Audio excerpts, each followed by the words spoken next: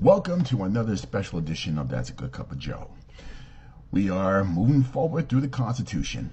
Now we're going to go through the standardized amendments 11 through 27 through 26. Nope, it's not. It is 27. Sorry. So let's get started. Let's get the ball rolling. And we're going to start with Amendment 11. Amendment 11, passed by Congress March 4th, 1794, ratified February 7th, 1795. Note, Article 3, Section 2 of the Constitution was modified by Amendment 11. The judicial power of the United States shall not be constructed to extend to any suit in law or equity commenced or prosecuted against one of the United States by citizen of another state or by citizens or subjects of any foreign state. Okay, a little update to the court part of the Constitution, Section 3. All right, Amendment 12, passed by Congress December 9th, 1808, ratified June 15th, 1804.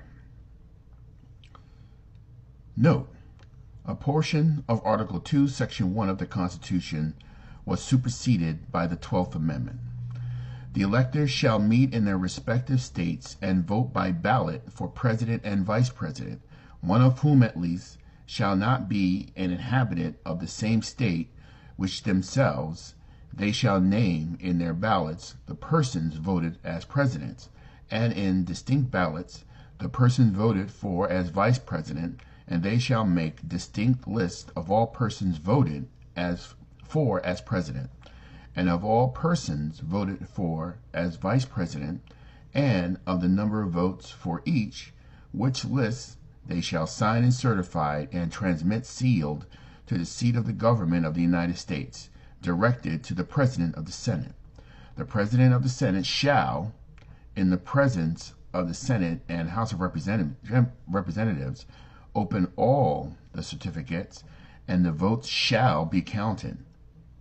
The person having the greatest number of votes for president shall be the president, if such number be a majority of the whole number of electors appointed, and if no person have such majority, then from the persons having the highest numbers not exceeding 3 on the list of those voted for as president, the House of Representatives shall choose immediately by ballot the president.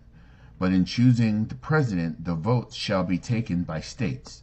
The representation from each state having one vote, a quorum for this purpose shall consist of a number or members of 2/3 of the states, and a majority of all the states shall be necessary to a choice.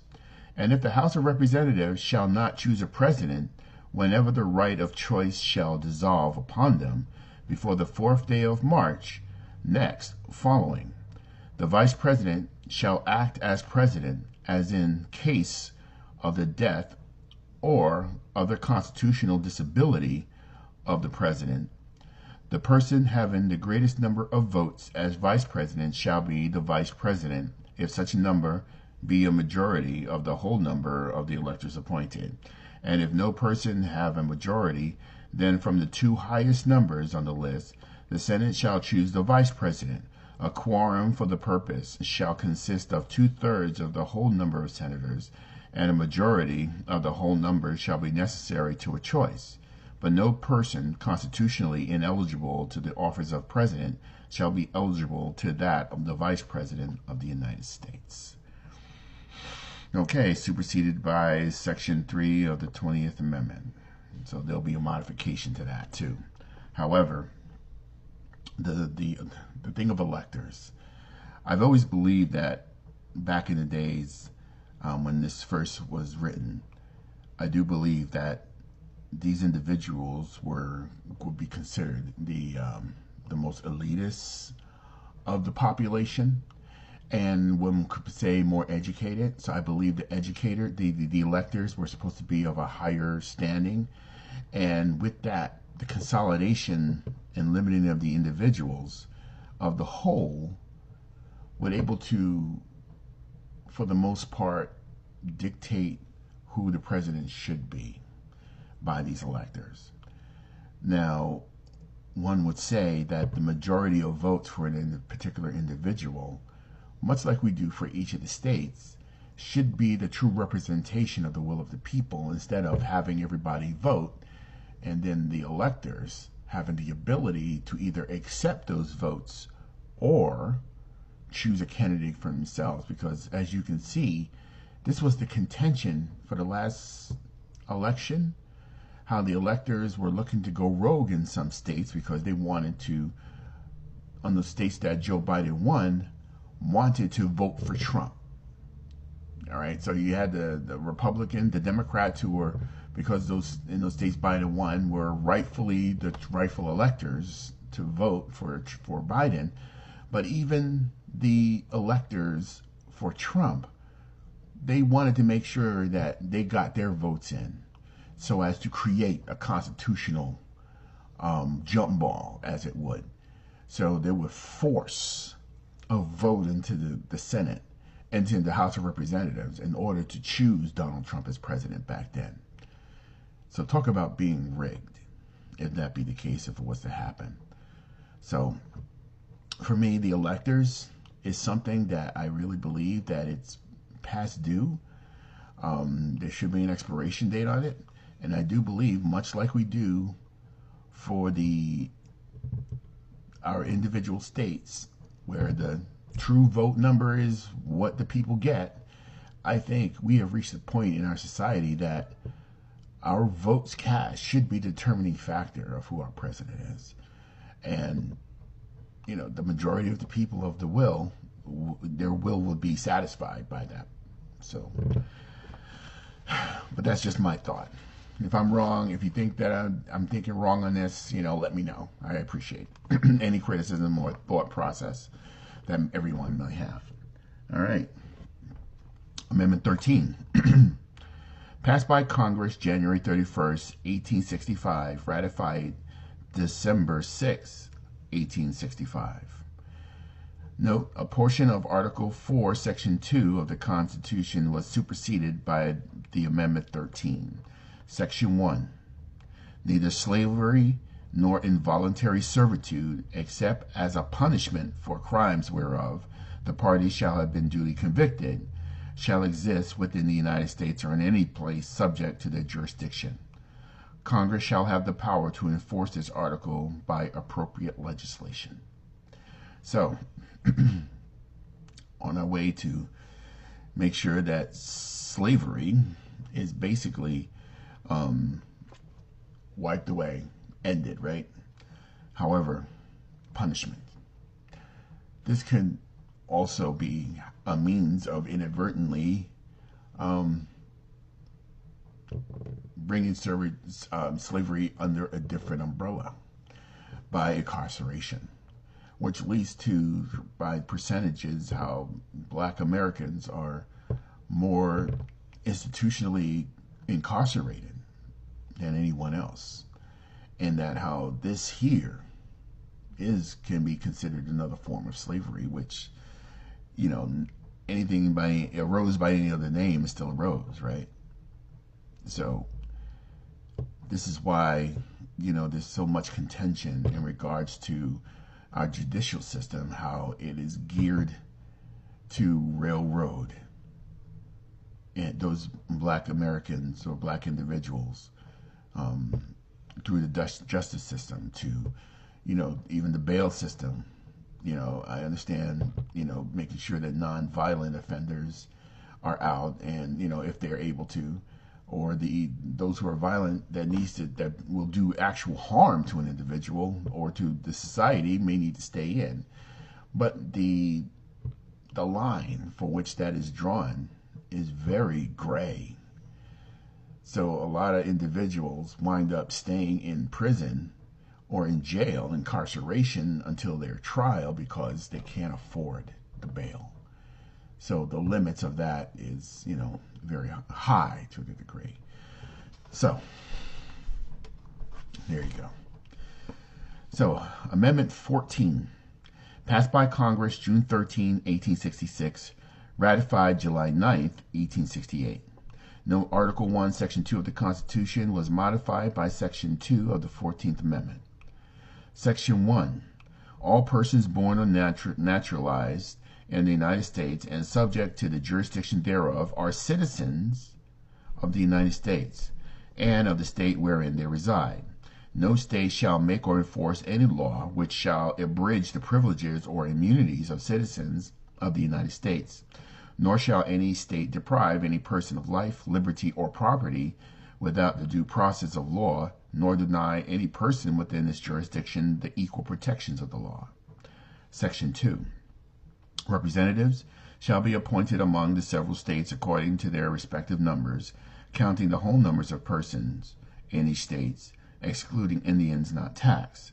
But when the right to vote at any election by the choice of electors for President and Vice President of the United States, representatives in Congress, and executive and judicial officers of the state, or members of the legislature thereof, is denied to any of the male inhabitants of such states, being 21 years of age, the citizens of the United States, or in any way abridged, except for participation in rebellion or another crime, the basis of representation therein shall be reduced in the portion which the number of such male citizens shall bear to the whole number of the male citizens 21 years of age in each state.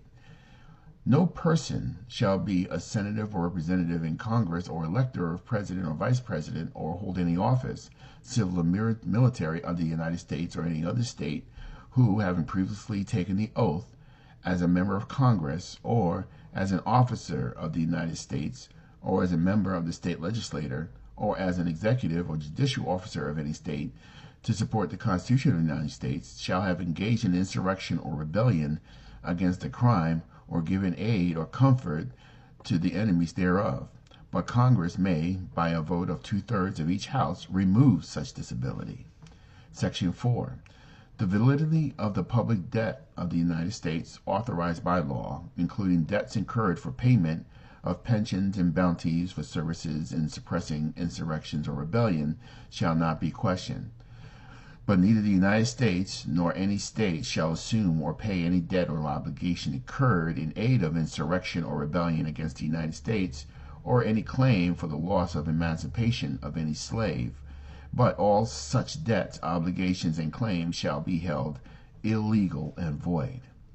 Section 5. Congress shall have the power to enforce and appropriate legislation the provisions of this article. So, I do believe that this here eliminated the 3/5 rule that the Constitution originally had in appropriating votes and stuff, made everyone whole, right? That's what it sounds like to me. Made all men equal in their votes, and I think this is part of the things that makes things difficult when, in trying to ascertain, the problems that we have in our country, how one set of people are looking to be more privileged than another set. And as much as black people, I feel, made advancement in this area, there are still barriers there that are preventing the majority from stepping forth because of some systematic levels of oppression that is still there, that still needs to be worked through. And it's hard to reconcile that. And then we got the insurrection clause in here. Those who are in insurrection shouldn't hold office. And with January 6th, one could say that is pretty much an insurrection. It really is. And but the thing is that I think in my previous video I've stated that. But the only person that can designate such an act as an insurrection is the President of the United States. And as much as I respect and admire Joe Biden, I really do believe that if that designation was made, that would have leveled the playing field in regards to this entire thing that we're in right now. Because maybe Merrick Garland, once that designation was made, would have been able to advance certain actions that would allow for the proper adjudication of the insurrection on January 6th. And in doing so, maybe some things could have been done that could have resolved a lot of our hostilities. And it's these things that we need to do in order to secure our government, secure our country, protect our citizens and the people who wish to come here, and course correct. It would have been a heavy lift, but I really do believe that perhaps, maybe that should have been done. Because there's no doubt that if any huge demonstration was to happen, that Donald Trump would invoke the Insurrection Act. He would designate anything that he feels would jeopardize himself and his nefarious plans for our country, and do exactly what he needs to do to stamp everything down and to prosecute everyone who were involved. And you can see now with what he's trying to do to eliminate, has he eliminated the protections within the Justice Department to make sure that any prosecution against any type of politician doesn't have to go into review. So for that, he'll do exactly what he's trying to do now to prevent politicians from stepping out the line of what he feels everybody should be in line with. So if you step out of it and you're trying to go against his agenda, then you're held to be accountable. And of all people, talking about accountability. All right. Amendment 15. Passed by Congress February 26, 1869. Ratified February 3, 1870. Section 1. The right of citizens of the United States to vote shall not be denied or abridged by the United States or by any state on account of race, color, or previous condition of servitude. The Congress shall have the power to enforce this article by appropriate legislation. Congress. The striking down of the Voting Rights Acts by the Supreme Court, I feel, was wrong. Congress had the means to regulate that, to appropriate this legislation. So this here, if this is what the rule of the land is, then any rule by appropriate legislation should be honored. So anything within the Voting Rights Act should have been sustained by the Supreme Court and not taken away through their nefarious conservative ideology. But that's just my opinion. All right. Section 16 of the Constitution, the amendments. Amendment 16. Passed by Congress July 2nd, 1909, ratified February 3rd, 1913. Note, Article 1, Section 9 of the Constitution was modified by Amendment 16. The Congress shall have the power to lay and collect taxes on incomes from whatever source derived, without apportionment among the several states, and without regard for any census or enumeration. Okay, just expanding the power of collecting taxes. Amendment 17, passed by Congress May 13, 1912, ratified April 8, 1913. Note, Article 1, Section 3 of the Constitution was modified by the 17th Amendment. The Senate of the United States shall compose of 2 senators from each state, elected by the people thereof for 6 years, and each senator shall have 1 vote. The electors in each state shall have the qualifications requisite for electors of the most numerous branch of the state legislators.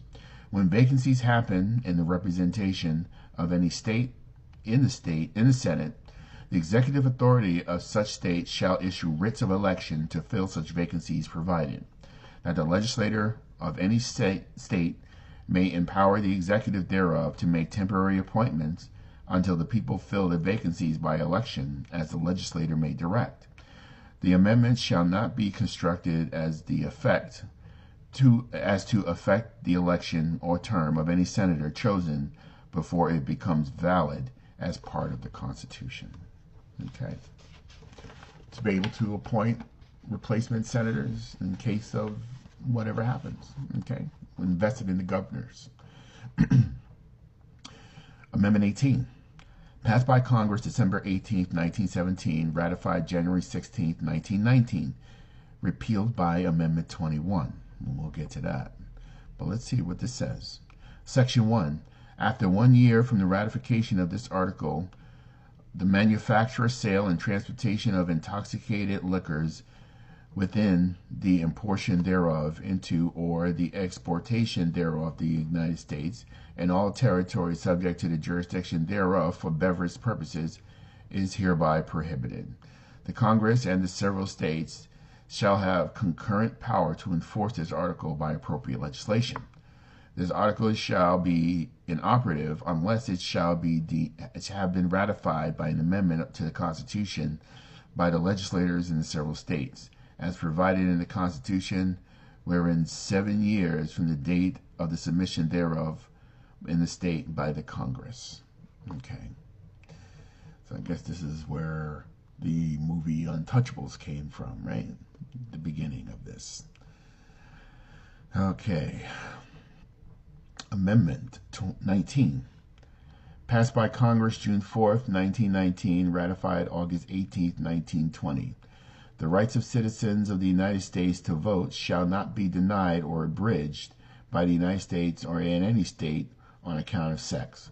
Congress shall have the power to enforce this article by appropriate legislation. All right, so the right of women to vote. Here we go. Everyone gets a vote. Everyone. And to have that process interfered with, especially by what's happening right now with the SAFE Act, right? Making difficult. That's what I can understand about this. Making everything's difficult. There are already laws saying that non-citizens can't vote in elections. It's already stated. But now getting things or making it complicated for women who are married because of what they're trying to institutionalize with these new laws about names and proofs and all this other stuff. You know, if your ballot doesn't match your birth name, which doesn't happen with women because they take on their husband's last name, then that's even, that creates, problems because, how many documents do you have to show your transition from birth to your current lifestyle? If you have a valid ID that shows your name issued by the state, that information was vetted, right? So you satisfied any requirements in establishing what your name is by your state ID, whatever purposes that is. And now with the heightened, STAR putting on licenses and confirmation of ID, that should be sufficient enough as an ID for women to show in order to verify their identities to vote. So the gymnastics of jumping all around to prove this is only a means to discourage individuals. And that is very hard. And we need to resolve this. And it takes the citizens to make sure that our leaders in Congress do the right thing. All right. Amendment 20. Passed by Congress on March 2nd, 1932, ratified January 23rd, 1933. No, Article 1, Section 4 of the Constitution was modified by Section 2 of this amendment. In addition, a portion of the 12th Amendment was superseded by Section 3. Section 1. The terms of the President and the Vice President shall end at noon on the 20th day of January, and the terms of Senators and Representatives at noon on the 3rd day of January of the years in which each term would have ended if this article had not been ratified, and the terms of their successors shall then begin.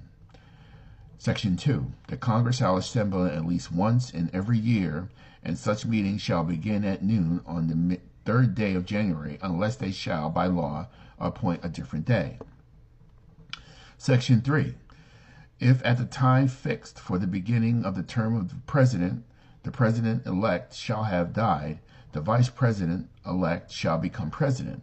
If a President shall not have been chosen before the time fixed for the beginning of his term, or if the President-elect shall have failed to qualify, then the Vice President-elect shall act as President until a President shall have qualified, and the Congress may, by law, provide for the case wherein neither a President-elect nor a Vice President-elect shall have qualified, declaring who shall then act as President, or the manner in which one who is to act shall be elected, and such person shall act accordingly until a President or Vice President shall be qualified. Section 4. The Congress may by law provide for the case of the death of any of the persons from whom the House of Representatives may choose a president whenever the right of choice shall have devolved upon them, and for the case of the death of any of the persons from whom the Senate may choose a vice president whenever the right of choice shall have devolved upon them. Section 5. Section 1 and 2 shall take effect on the 15th day of October following the ratification of this article. Section 6. This article shall be inoperative unless it shall have been ratified as an amendment to the Constitution by the legislators of 3/4 of the several states within 7 years from the date of the submission. Okay. It's a lot to unpack there, but we're going to move on. Amendment 21. Passed by Congress February 20th, 1933. Ratified December 5th, 1933. The 18th article of amendment to the Constitution of the United States is hereby repealed. Section 2. The transportation or appropriation into any state, territory, or possession of the United States, or delivery of use therein of intoxicated liquors in violation of law therefore is hereby prohibited. Section 3. This article shall be inoperative unless it shall have been ratified as an amendment to the Constitution by conventions in the several states, as provided in the Constitution, within several years from the date of the submission hereof to the states of Congress. So, the repeal, right? The prohibition of alcohol has been repealed. So this is what L.E.N.S. finally retired after this, well, it kind of looked like that in the movie The Untouchables, so pretty cool movie. But I will always remember the line for, was it Sean Connery's character telling Ness, what are you prepared to do? On his last breath. What are you prepared to do?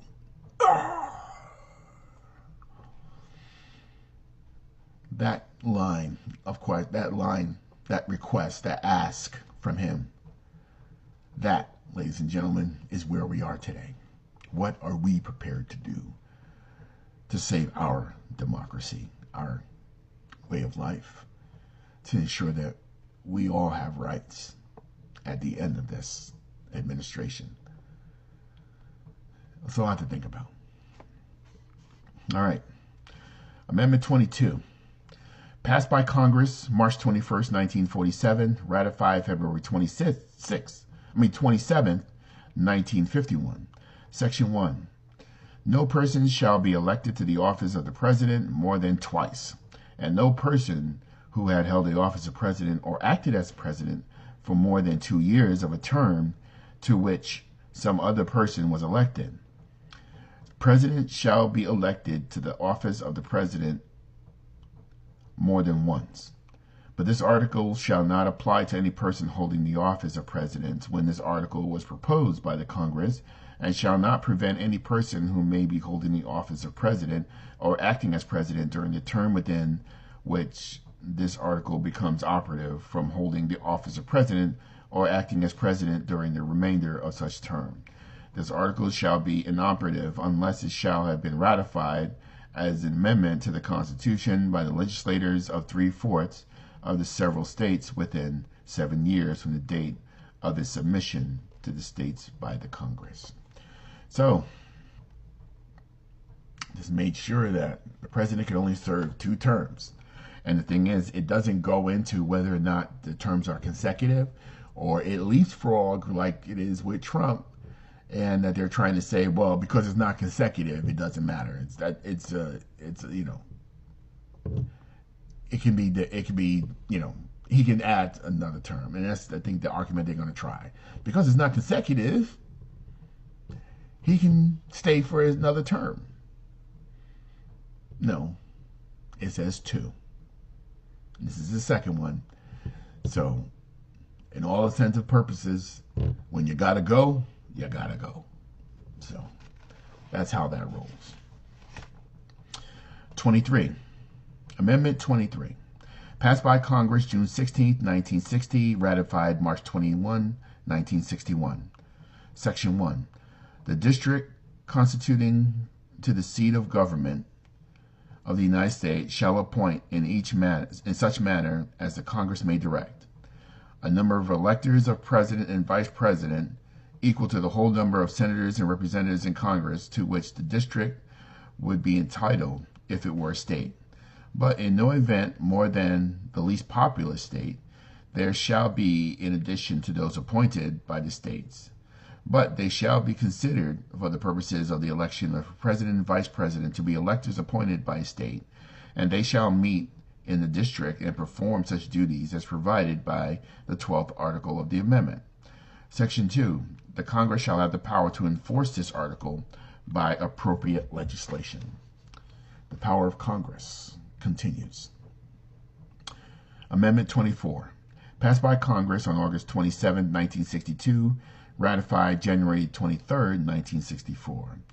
Section 1. The right of citizens of the United States to vote in any primary or other election as president or vice president, for electors for president or vice president, or the senator or representative of Congress, shall not be denied or abridged by the United States or any state by reason of failure to pay any poll tax or other tax. Section 2. The Congress shall have the power to enforce this article by appropriate legislation. Okay? There you go. Just because you didn't pay your taxes doesn't mean you can't vote. If you go to jail, you can't in some states, depending on. But that's another conversation. All right. Article 25. Passed by Congress July 6, 1965, ratified February 10, 1967. Article 2, Section 1 of the Constitution was affected by the 25th Amendment. Section 1. In case of the removal of the President from office or of his death or resignation, the Vice President shall become President. Section 2. Whenever there is a vacancy in the office of the Vice President, the President shall nominate a Vice President who shall take office upon confirmation by the majority vote of both houses of Congress. Section 3. Whenever the President transmits to President pro tem of the Senate and the Speaker of the House of Representatives has written declaration that he is unable to discharge the powers and duties of his office, and until he transmit to them a written declaration to the contrary, such powers and duties shall be discharged by the Vice President as acting President. Section 4.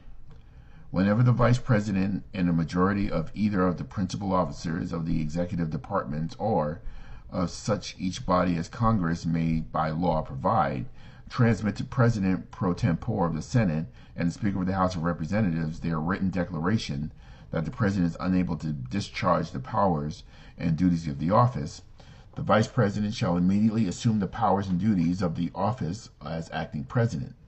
Therefore, when the President transmits to the President pro tem of the Senate or the Speaker of the House of Representatives has written declaration that no inability exists, he shall resume the powers and duties of his office unless the Vice President and the majority of either the principal offices of the Executive Department or of such other body as Congress may by law provide, transmit within 4 days to the President pro tem of the Senate and Speaker of the House of Representatives their written declaration that the President is unable to discharge the powers and duties of his office. Thereupon Congress shall decide the issue, assembling within 48 hours for the purpose, if not in session, if Congress within 21 days after receipt of the latter written declaration, or if Congress is not in session within 21 days after Congress is required to assemble, determines by 2/3 vote of both houses that the President is unable to discharge the powers of the duties of his office, the Vice President shall continue to discharge the same as acting President. Otherwise, the President shall resume the powers and duties of his office.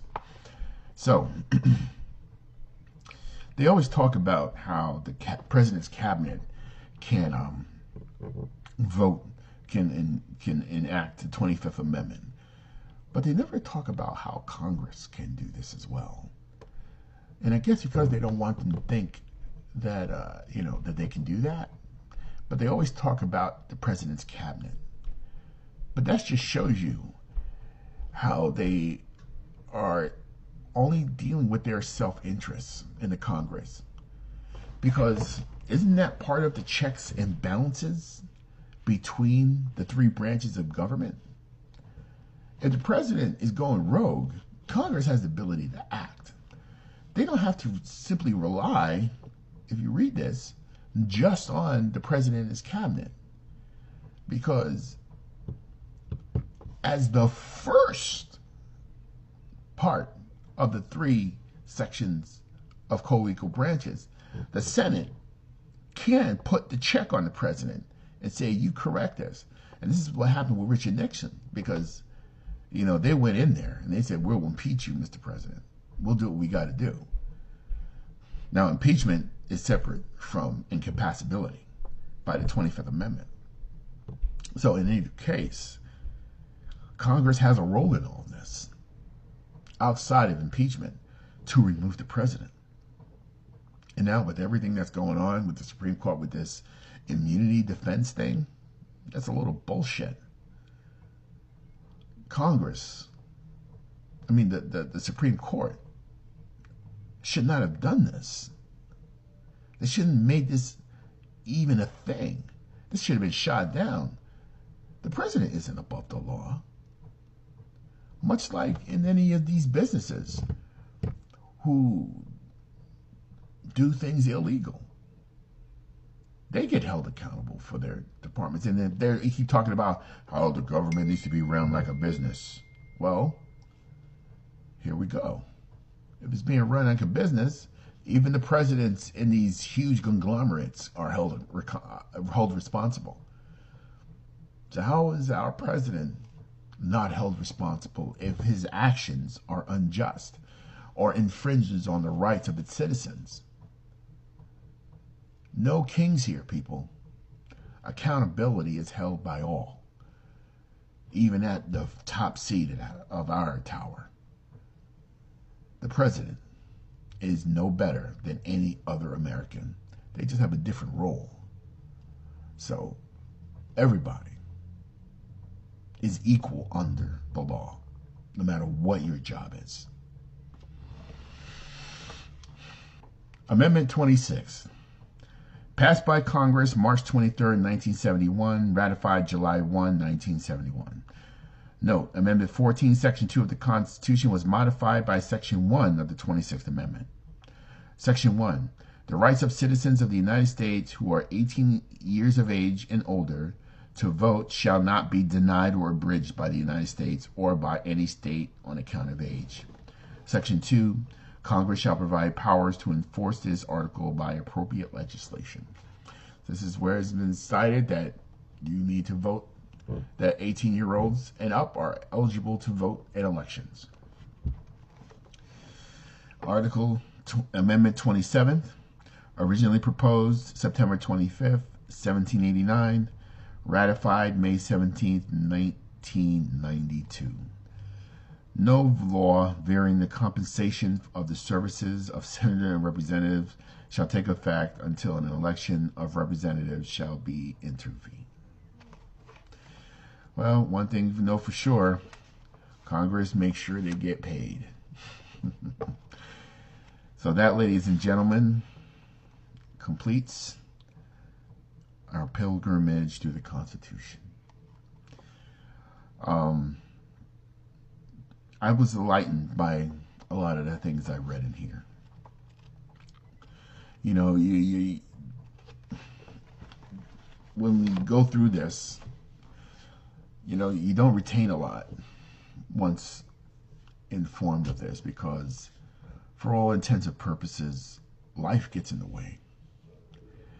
And when life gets in the way, other things are pushed to the side.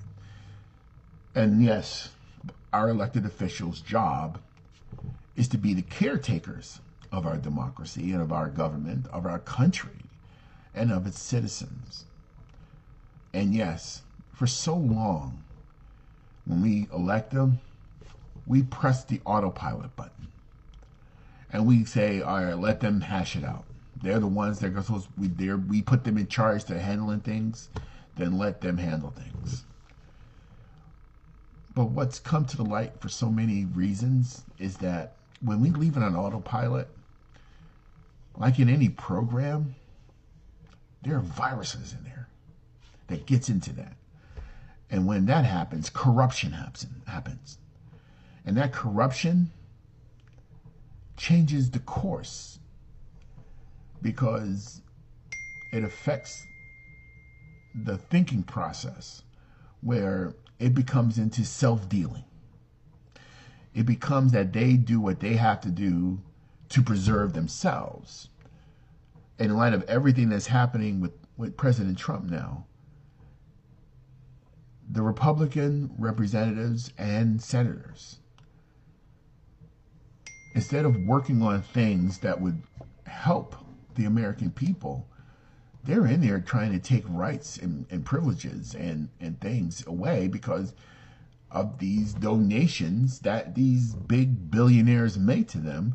So they're gearing everything towards them and taking away from the individuals, citizens in our country, the people that live here. Their role as caretakers for our country, in our democracy, in our system of government, should be in the catering and taking care of the whole body, not just the 1%. And with this just shows how important it is for the American citizen to remain engaged. We can't leave our government, our system of justice, to be on autopilot any longer.